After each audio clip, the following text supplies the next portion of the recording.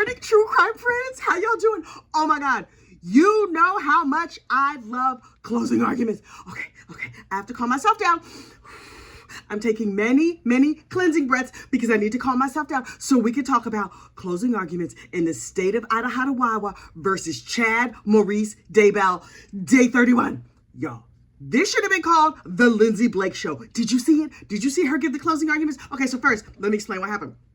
The judge comes in and he's like, hey, everybody, how y'all doing? How you doing? Everybody sit down. I want to talk to you first. First of all, court started 2 hours late. What are y'all doing? Do you know that the whole world is watching? We are sitting here on the edge of our seats, bated breath, waiting for you to come in and give your performance. I mean, to say your closing arguments. So we, the jury of public opinion, can decide how this case is going to go. He's guilty. Anyway, so Lindsay was just like, okay, I'm going to sit here with my hands folded. I have on my bright red jacket so everybody can see me, so that I look good on film, and so that when I go on East Idaho News, I will look good when I'm talking to Nate Eaton. And so the judge is like, okay, jury, I have some very important, boring instructions to give you. They will be important, but mostly they will be boring. And I'm gonna read you 100,000 pages of jury instructions. And I was like, oh, so I'm gonna take a nap because somebody just call me when we get back, because I really just wanted to see the lawyers. If I'm gonna sum it up,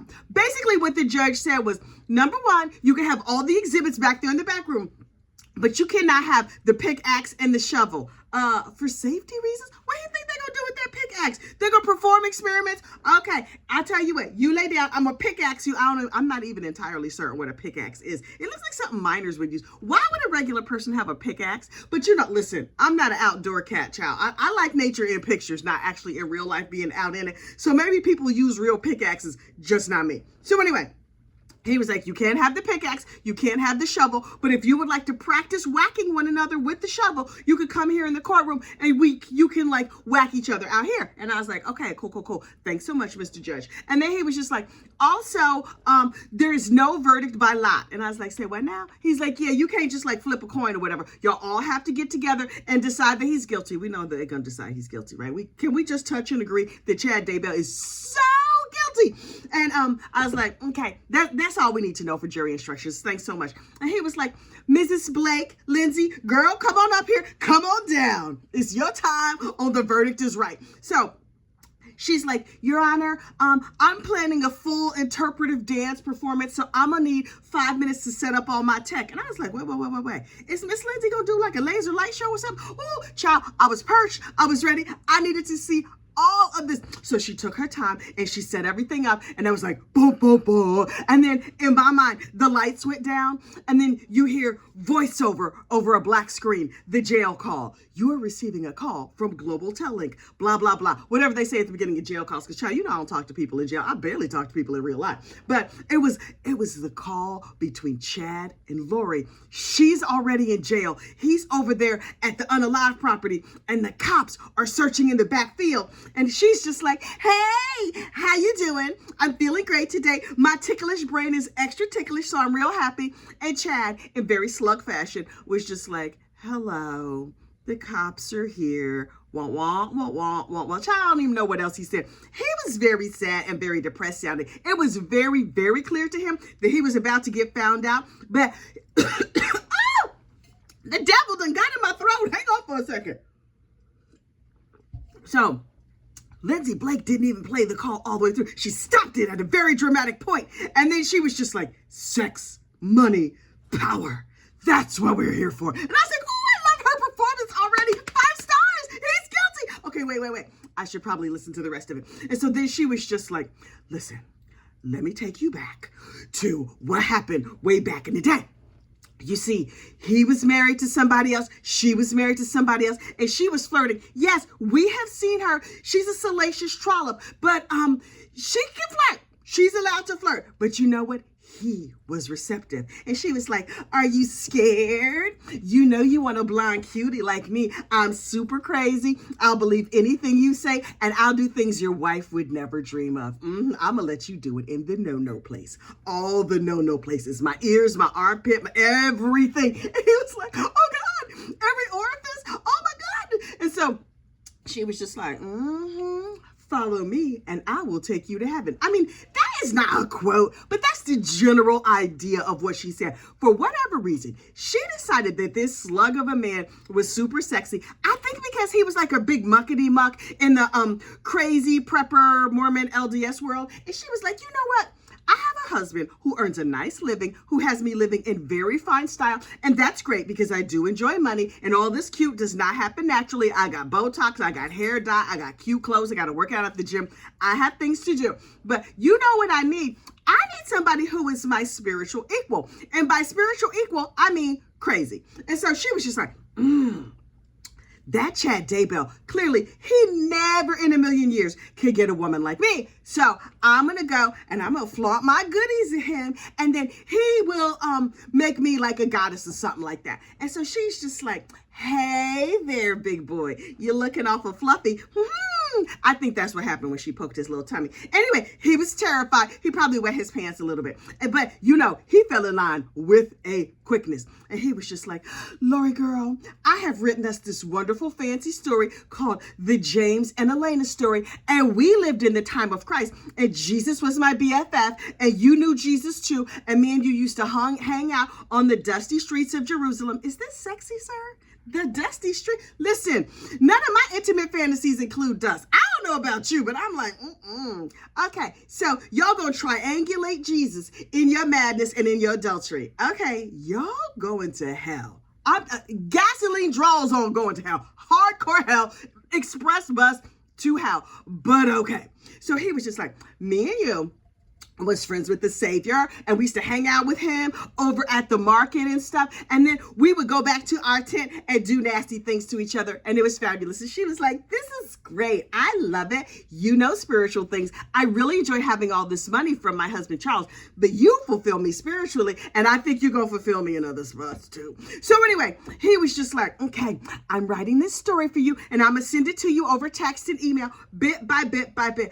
Lord Jesus, why did the prosecution find all these emails and texts and put them together into one long story so we could all sort of be a little bit sick together? And Chad, in his writing, can you call it writing, Chad? This was nothing but straight doggerel. So I was just like, okay.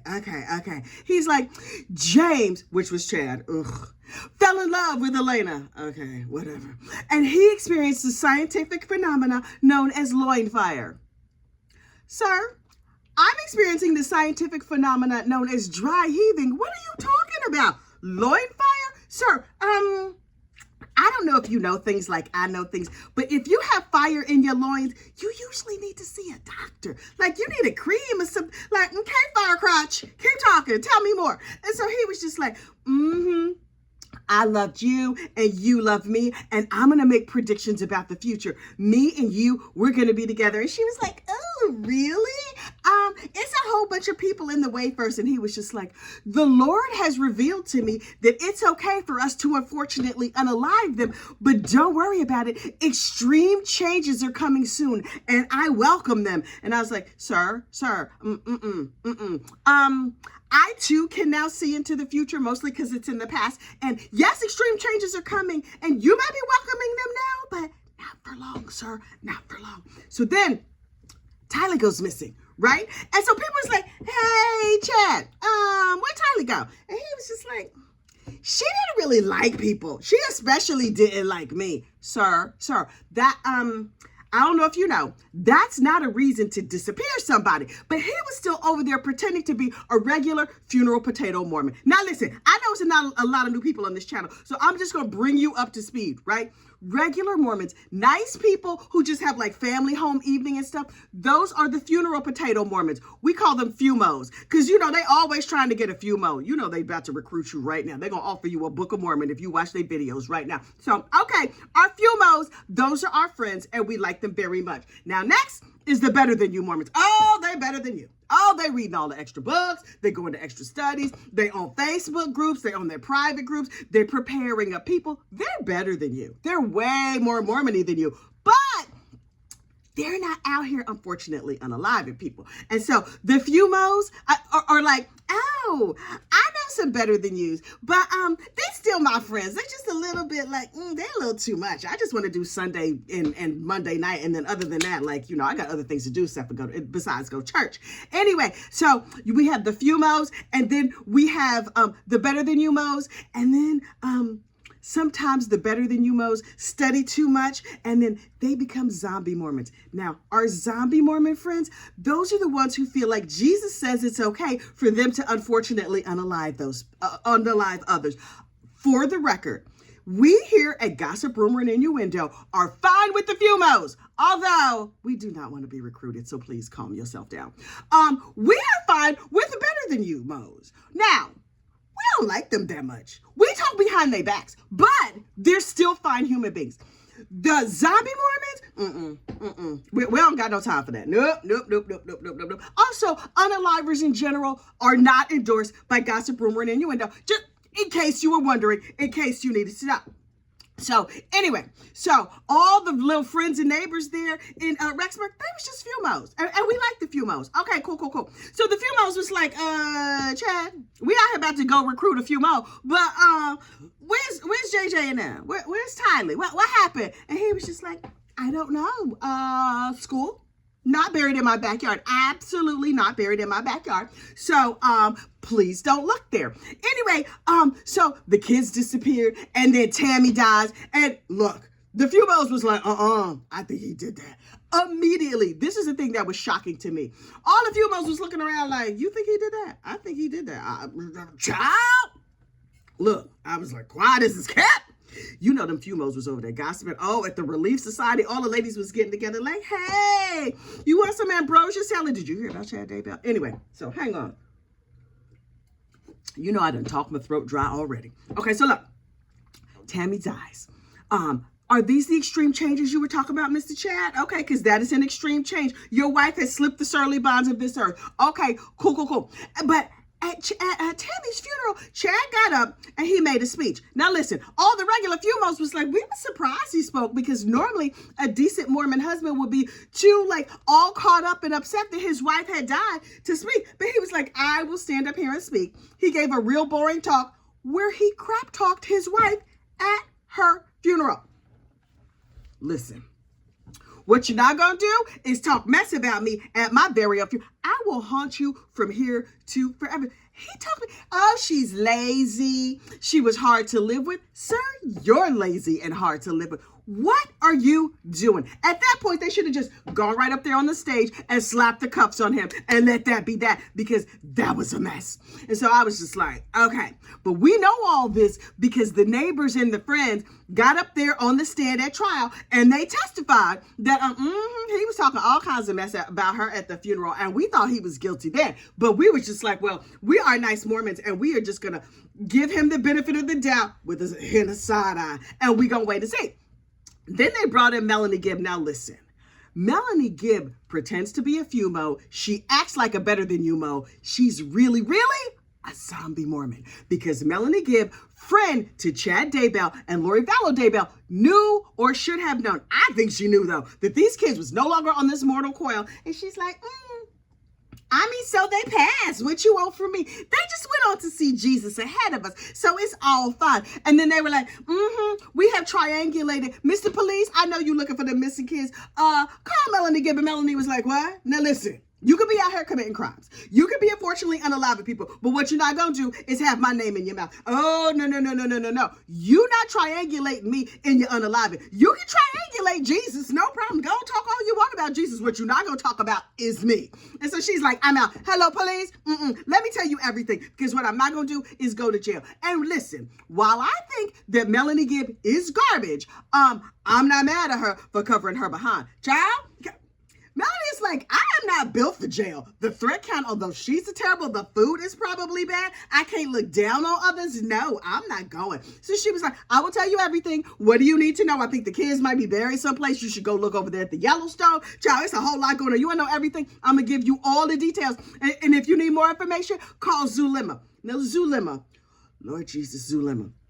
Zulema was a friend of Chad and Lori. Also, she was married to Alex Cox, Lori's brother. Zulema, additionally, a little bit soft in the head. Now, people say that poor Zulema had a bad childhood or a bad adulthood, or things was going rough in her life. And so that's why she was so susceptible to all this crazy brainwashing. I have a feeling she need to be brainwashed. Shower light rinse got it done. Zulema, she real nice. She's real nice. Her brain real ticklish, y'all. Real ticklish. She's like, I was studying with Chad and he was telling me all the things. And so I wrote it down and I have it here. They are now holy scriptures. I wrote it on the back of receipts and my grocery list and in my diary. So wait. Let me understand this. You have come with actual receipts. Oh, a deli receipt, a laundry receipt. But she probably got a dry cleaner receipt. Yeah, listen. On the stand the other day, we found out that Detective Ray Hermosillo has a dry cleaner. I wonder if Zulema was using Ray Hermosillo's dry cleaner and she wrote some of the scriptures on the back of the receipt. These are holy receipts. Also, for a discount down at Hermosillo Dry Cleaning, use Red Rum as your code for 10% off. I just made that up. I'm just saying, I don't even know that he has an actual dry cleaner, but he said he had a dry cleaner though. So I'm gonna take him at his word because he's the popo. He's supposed to be out here telling the truth. Anyway, this very dim Zulema was like, I have brought the holy receipts and here they are. Please, don't mind. Can I copy that grocery list though? Because I still never bought garlic bulbs and I'm gonna need that. Thank you so much. So she turned in the holy receipts to the police and, she was just like, so go get him. I think he unalived a bunch of people. And I was like, yo, what is happening? Are only really, really dumb people in this cult? I don't understand. And Lindsay Blake was like, look, so that's the story. He was hot in the pants for Lori. He wanted money. He wanted to Uchi her coochie. And he was just like, we have favorite positions. Ma'am, Miss Lindsay Blake, what I'm going to need you to do is not stand up in court and talk about Chad and Lori's favorite positions. Because, ew, in my mind, it's just like globs of marshmallow fluff all over the place. Because you know all of his nasty ooze. Everything about him is icky. Just like Mr. Marshmallow Man, blobs of fluff all over the courtroom. No, thank you. So she was like, I'm going to sit down and let this ridiculous John Pryor get up here and say what he has to say, but you heard what I have to say. And that is all. Until my rebuttal, where I will come back and slice him to shreds. Thank you so much. And then she said, yeah, child, she talked for so long that they had to take a lunch break. They was like, Lord Jesus, this child can talk. Yes, I mean, honestly, did we need a closing argument? We saw the trial. You ain't need no closing arguments. We already knew. The jury was like, we can just take it. Can you bring sandwiches in now? We can just deliberate right here in this jury box. If we just lean over, put our heads together, we can just tell you right now he's guilty. But there's a process. Okay, so we're going to go eat our Jimmy Johns, and then we're going to come back and we're going to listen to hear what Mr. Pryor has to say. And then John Pryor stood up and gave his closing statement. Now listen, people do not like John Pryor. And I understand why people do not like John Pryor. But let me tell you something. John Pryor lawyered his behind off yesterday. Mr. Pryor left it all on the field. He stood up there. He gave his blood, sweat, and tears. Congratulations to you, Mr. Pryor. I don't know what your career is going to be after this unlikely lawyering, but you did a brilliant job. Are you unlikable? Yes. People hate your guts, and it is bad to, can you say that word here on the tubes of you? People really, really do not like you, Mr. Pryor. Mr. Pryor, I am not your biggest fan, but yesterday you showed us why Chad Daybell hired you to help him go to prison. So look, John Pryor stood up and he was like, listen, I am not famous. I've had enough of fame. Everybody knows my name because of this trial. Sir, calm down. He's like, but communication is a lost art. And what I'm about to do is communicate to you. Now, what the prosecution has done, they have just shown you a couple of text messages. And if you just read a couple of text messages between this murderous, adulterous couple, you would think that they were out here, unfortunately, unaliving people. And yes, that's probably what they were doing. But I have put the text messages together in a totally different way. And so you're going to see my side of the story. And I was like, oh, he's going to spin out a fantasy for us. I wonder if Chad helped him write this. And he was like, look, this is what you need to understand. Chad Daybell is not a zombie Mormon. He's a regular fundamentalist Mormon. Now, he's not a FUMO. No. He's definitely a better than you Mormon. Oh, he's more Mormon-y than you. He's so Mormon. He has written 16 poorly written, ridiculous books about all of his wild imaginations and fantasies, and you can buy them today on Amazon. Use John Pryor as a code to get 5% off. So anyway, he just wanted to gather people. His religious belief say that he's going to gather the 144,000. And what did he want to gather them for? Probably to unalive them. But according to him, he wanted to gather them so that he could save them in the end times. Now, is this ridiculous thinking? Yes, it's utterly ridiculous. He's out of his rabbit ass mind. But the law allows him to believe stupid things. And I was like, Mr. Pryor, you have made an excellent point. He was like, he wanted to gather the sick. He wanted to gather the elderly. He wanted to gather the children. And I just filled in the rest of that sentence. To unfortunately unalive them.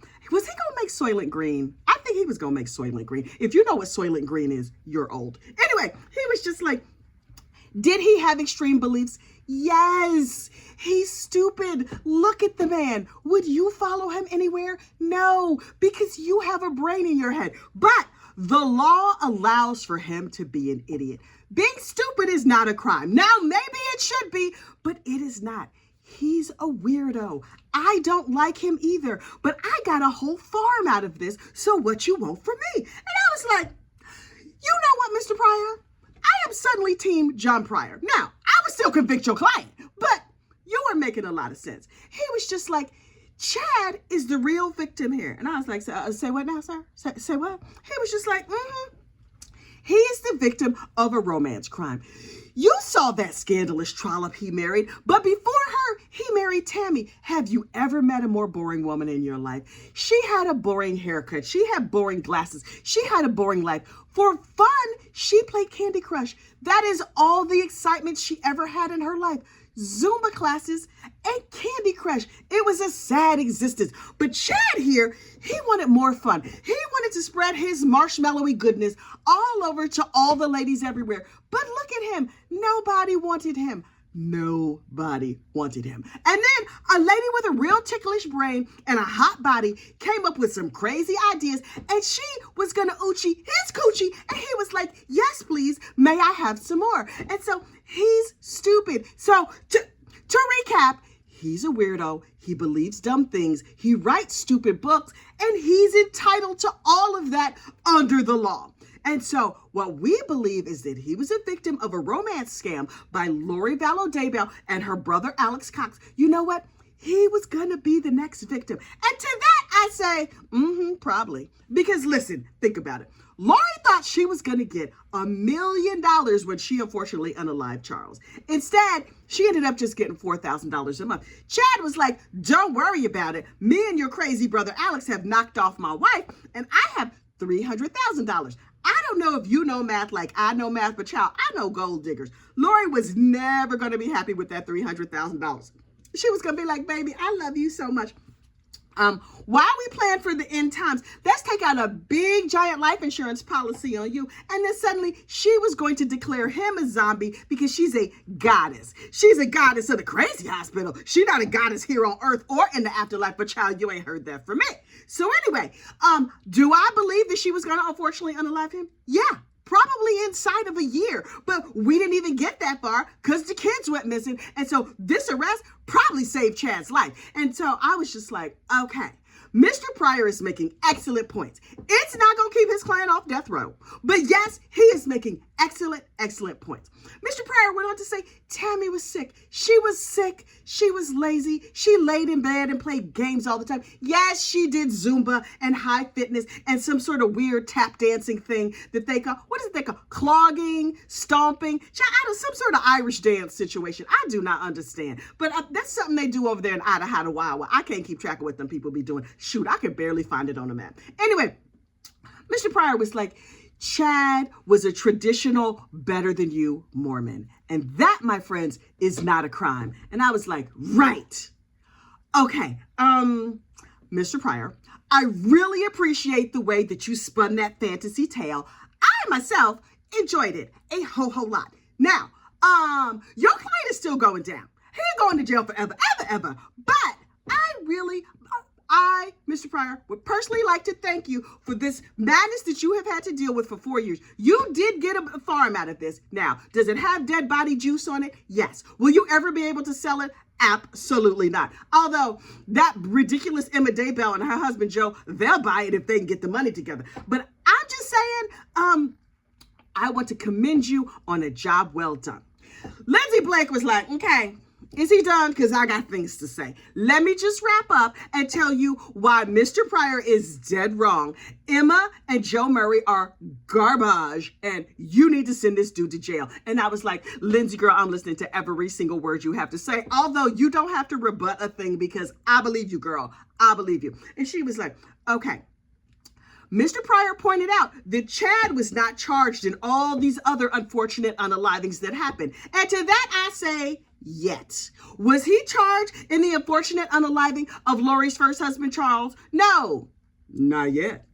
Was he charged in the attempted unaliving of Brandon Boudreaux? Absolutely not yet. I was just like, oh, because there's no statute of limitations on murder.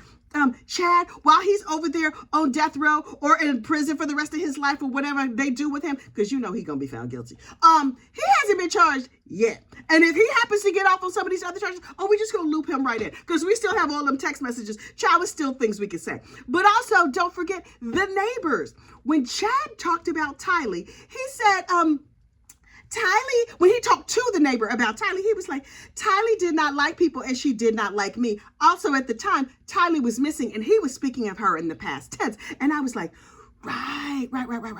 And he was just like, Mr. Pryor has told you that oh my goodness. Melanie Gibb was suspect. David Warwick was suspect. And to that I say, yes, they are suspect as anything. They are also suspect to us. Here's the district attorney's office, but we don't have enough to go after them. And so while they are terrible, terrible people now pretending to be fumos, if we get all the evidence, we will prosecute them. But child, that's another story for another day. And I was just like, right. Okay, cool. Thanks so much for the reassurance, because we really, really needed that. Lindsay was like, look, Alex liked shooting people. Sure he did. He shot a whole bunch of people. He was basically a serial unaliver. He also had a ticklish brain.